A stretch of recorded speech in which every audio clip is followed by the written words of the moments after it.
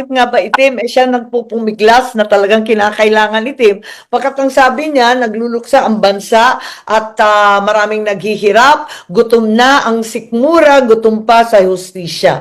Hindi natututukan ang sadyang problema ng ating bansa, hindi nasusolusyonan. Kaya maraming problema, ang korupsyon, bumalik na naman tayo diyan sa mga krimen intindihan. Kaya para sa kanya, luksa daw. Nag-iisip nga kami ng maigi kung paano gagawin, pero nagawa naman ng paraan at yung itim simbolo na ipaglaban ang tama, itama ang mali. Ma'am, sabi nyo, madalian lang tong shoot na to, no, nung pag-uwi. Totoo, oo.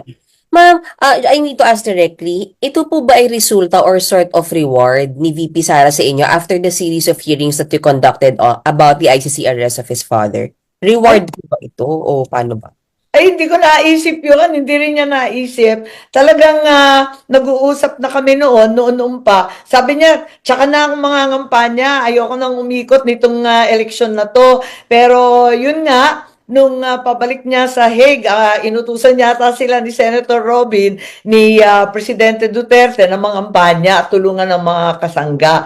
Yun ang nangyari. So, palagay ko, marami namang nagpapasalamat. Ako, higit sa lahat, walang mapaglagyan ng saya, pasasalamat at karangalan sa aking puso. Simulat sa poll, kaming dalawa naman talaga magkaibigan.